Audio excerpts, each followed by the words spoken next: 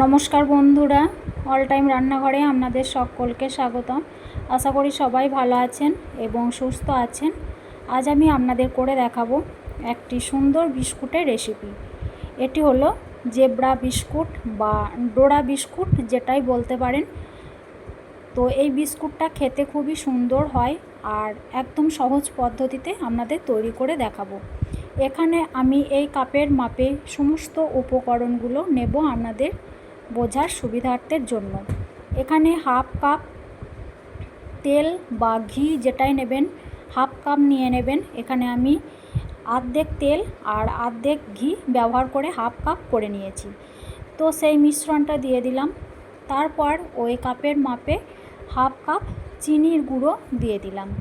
দেওয়ার পর খুব সুন্দরভাবে মিশ্রণটাকে ফেটিয়ে নেব। সুন্দরভাবে মিশ্রণটা ফেটানো হয়ে গেছে, এটাকে এক সাইডে রেখে দেব। তারপর একটা বাটির মধ্যে 2 চামচ মতো জল নিয়ে ওই জলের মধ্যে 1 চুটকি বেকিং সোডা আর হাফ চামচ মতো বেকিং পাউডার আর একটু স্বাদ মতো লবণ দিয়ে ভালোভাবে একটা ঘোল তৈরি করে নেব। তো তৈরি করে নেওয়ার পর ওই ঘোলটা, যে তেল আর চিনির মিশ্রণটা করে রেখেছিলাম, সেই মিশ্রণের মধ্যে দিয়ে দেব। তো দেওয়ার পর সুন্দরভাবে মিশ্রণটাকে ঘোলের সঙ্গে মিশিয়ে নেব। মেশানোর পর মিশ্রণটা এরকম দেখতে হবে। আমি এখানে তেল বা ঘি দিয়েছি, আপনারা চাইলে কিন্তু বাটারও ব্যবহার করতে পারেন। তো মিশ্রণটা রেডি হয়ে গেছে। এখন ওই মিশ্রণের মধ্যে আমি যে কাপের মাপে তেল বা চিনি নিয়েছিলাম, সেই কাপের মাপেই কিন্তু এখানে আমি 1 কাপ পরিমাণে ময়দা প্রথমে দিয়ে দিলাম। তো দেওয়ার পর একটা স্প্যাচুলা নিয়ে সুন্দরভাবে মিশিয়ে নেব। তবে ময়দার পরিমাপটা কিন্তু আপনাদের বলে দিচ্ছি না, আপনারা বুঝে এখানে ময়দাটা অ্যাড করে নেবেন, কতটা পরিমাণে ময়দা লাগবে। এখানে আমার আরও অনেকটা পরিমাণে কিন্তু ময়দা যোগ করতে হবে। লাস্টে আপনাদের বলে দেব আর কতটা পরিমাণে ময়দা এখানে আমার লাগলো। এখন সুন্দরভাবে একটা ডো তৈরি করে নেব। এখানে আমার ওই কাপের মাপে 1.5 কাপ মতো ময়দা লেগেছে। এখন একটু মাখানোর পর হাতের সাহায্যে আর একটু মাখিয়ে নেব। এখানে ডোটা কিন্তু খুব শক্ত বা খুব নরম করবেন না, একটু মাঝারি সাইজের ডো তৈরি করে নেবেন। এখন ডোটা সুন্দরভাবে তৈরি করে এই ডোটাকে 5 মিনিটকার জন্য একটু রেস্টে রেখে দেব। 5 মিনিটকার জন্য রেস্টে রাখার পর ফিরে আসছি বন্ধুরা। এই ডোটাকে এখন আর একটু ভালোভাবে মেখে নেব। তারপরে এই ডোটা থেকে 3টি ভাগ করব। 3 ভাগের মধ্যে 1 ভাগ ডো কিন্তু আমি তুলে নেব। তো 1 ভাগ ডো এখানে তুলে নেব। ওই ডোটার মধ্যে এখানে আমি কিছুটা কোকো পাউডার অ্যাড করব।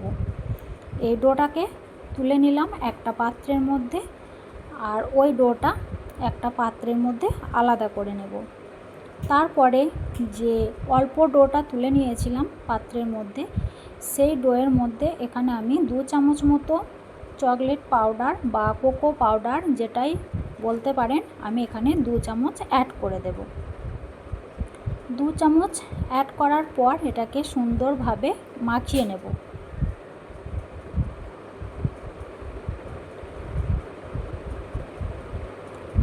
তো ভিডিওটি যদি আপনাদের ভালো লাগে অবশ্যই লাইক করে দেবেন, কমেন্ট বক্সে আপনাদের মতামত জানাবেন। আর আমার চ্যানেলে নতুন হয়ে থাকলে চ্যানেলটি প্লিজ সাবস্ক্রাইব করে পাশে থাকবেন বন্ধুরা। স্কিপ না করে পুরো ভিডিওটি দেখবেন বন্ধুরা, আশা করি আপনাদেরও খুব সহজ পদ্ধতি মনে হবে। তো এখন একটা বোর্ডের মধ্যে আমি যে বেশি ডোটা রেখে দিয়েছিলাম, সাদা অংশের ডোটা, সেটা নিয়ে নিলাম। তারপর একটু লম্বা শেপ দিয়ে দেব। শেপ দেওয়ার পর একটা ছুরির সাহায্যে একটু ভাগ করে নেব।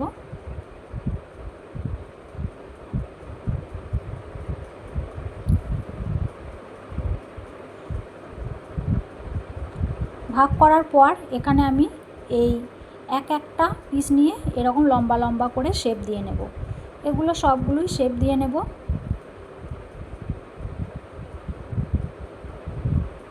এখানে আমার দেখুন বন্ধুরা 7টা কিন্তু শেপ দেওয়া হয়েছে, বাড়তি একটু ছিল সাদা অংশটা, সেটাও একটা শেপ দিয়ে দিয়েছি। আর যে কোকো পাউডার দিয়ে মিশ্রণটা করে রেখেছিলাম সেটা কিন্তু আমি 6টা শেপ দেব।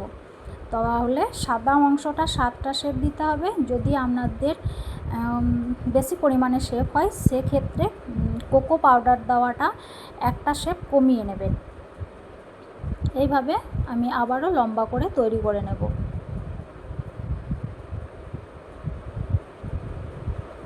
এগুলো পরপর কিন্তু তৈরি করে নেব, সবগুলো একইভাবে তৈরি করে আপনাদের দেখাচ্ছি। সবগুলো তৈরি করা হয়ে গেছে, দেখে বুঝতে পারছেন। এখন আমি এইভাবে একটা সাদা অংশ নিয়ে সাদা অংশটাকে হাতের সাহায্যে একটু প্রেসার দিয়ে চাপটা করে নেব। চাপটা করার পর যে কোকো পাউডারের মিশ্রণ দিয়ে ডোটা তৈরি করেছিলাম পিস পিস করে, সেই ডোটা এই সাদা অংশের ওপর রেখে আবারও ওটাকে হাতের সাহায্যে চাপটা করে নেব। কোকো পাউডার দেওয়ার অংশটাকে একটু চাপটা করার পর আবারও একটা সাদা অংশ নিয়ে চাপটা করে নেব কোকো পাউডারের মিশ্রণের ওপর। এইভাবে একটার পর একটা কিন্তু আমি সাজিয়ে নেব। এইভাবে সাজিয়ে নেওয়ার পর আপনাদের দেখাবো। এইভাবেই আপনারাও সাজিয়ে নেবেন, খুবই সহজভাবে তৈরি হয়ে যাবে, কোনো ঝামেলাই ছাড়া। আর এটার মধ্যে কোনো জল বা কোনো কিছু দেওয়ার দরকার নেই, এমনি হাতের সাহায্যে একটু করে চাপ দিলেই কিন্তু সুন্দরভাবে এটা একটার সঙ্গে লেগে যাবে। এইভাবে সবগুলো সাজিয়ে নিয়েছি, দেখে বুঝতে পারছেন। এখন আমি একটা চাকির সাহায্যে এটাকে একটু শেপ দিয়ে নেব, মানে সুন্দরভাবে একটু যাতে শেপ দেওয়া হয় সেটার জন্য একটু সুন্দরভাবে চাপ দিয়ে একটু শেপ দিয়ে নেব। তো এইভাবে শেপ দেওয়ার পর এটাকে একটা পলিথিনের মধ্যে রেখে এটাকে আমি নর্মাল ফ্রিজে 15 থেকে 20 মিনিটকার জন্য রেখে দেব। এইভাবে নর্মাল ফ্রিজে একটা পলিথিনের ওপর ভালোভাবে জড়িয়ে এটাকে রেখে দেব 15 থেকে 20 মিনিট। 15 থেকে 20 মিনিট পর আপনাদের নিয়ে এসে দেখাচ্ছি এটা কতটা সুন্দরভাবে শেপ চলে এসছে। এখন আমি একটা থালার মধ্যে একটা নর্মাল কাগজ ভালোভাবে তেল ব্রাশ করে রেখে দিয়েছিলাম আগে থেকে। তো এটা ক্যারি থেকে বের করে এটাকে আমি বিস্কুটের শেপ দিয়ে দেব। একটা ছুরির সাহায্যে আপনারা যতটা পাতলা বা মোটা পছন্দ করবেন সেরকমভাবে কিন্তু কেটে নেবেন। এই বিস্কুটগুলো অনেকটা পরিমাণে কিন্তু ফুলে যাবে, তো সেইভাবে আপনারা শেপ দিয়ে নেবেন এই বিস্কুটগুলোকে। এখন একটা ছুরির সাহায্যে এইভাবে কিন্তু কেটে নিলেই আমাদের তৈরি হয়ে যাবে একদম জেব্রা বিস্কুট বা ডোরা বিস্কুট। কতটা সুন্দর লাগছে দেখুন বিস্কুটগুলো দেখতে, একদম দোকানে কেনা বিস্কুটের মতো। কেউ কিন্তু ধরতেই পারবে না যে এগুলো আপনি বাড়িতে তৈরি করেছেন। এখন আমি সব বিস্কুটগুলো হাতের সাহায্যে একটু চারকোনা করে শেপ দিয়ে নেব। এইভাবে সব বিস্কুটগুলো শেপ দেওয়ার পর আপনাদের দেখাবো কতটা সুন্দর লাগছে দেখুন বিস্কুটগুলো। বাচ্চারা তো খুবই পছন্দ করবে বাড়িতে যদি আপনি তৈরি করে দেন। আর এই বিস্কুটগুলো খেতে কিন্তু খুবই সুন্দর হয়, চায়ের সঙ্গে বিস্কুটগুলো খুব সুন্দর লাগে খেতে। তো অবশ্যই কিন্তু বাড়িতে তৈরি করবেন। এখন আমি সবগুলো একইভাবে একটু হাতের সাহায্যে সুন্দরভাবে শেপ দিয়ে নিয়েছি। এখন বিস্কুটগুলো একটি থালার মধ্যে সাজিয়ে নিলাম। তার আগে 5 মিনিট আগে আমি একটা কড়া গ্যাসের মধ্যে গরম করতে বসিয়ে দিয়েছিলাম। এখন সেই কড়ার মধ্যে বিস্কুটের থালাটা দিয়ে দিলাম, তারপর ঢাকা দিয়ে প্রথমে 5 মিনিট হাই আঁচে বিস্কুটগুলোকে বেক করে নেব। তারপরে 10 থেকে 15 মিনিট মিডিয়ামে বেক করে নেব। তো 10 থেকে 15 মিনিট মিডিয়ামে বেক করার পর ফিরে আসলাম। এখন বিস্কুটগুলোকে একটু উল্টে দেব। কতটা পরিমাণে ফুলে গেছে দেখুন বিস্কুটগুলো, একটার সঙ্গে একটা কিন্তু প্রায় লেগেই গেছে, দেখে বুঝতে পারছেন। এইভাবে সবগুলো উল্টে দিচ্ছি।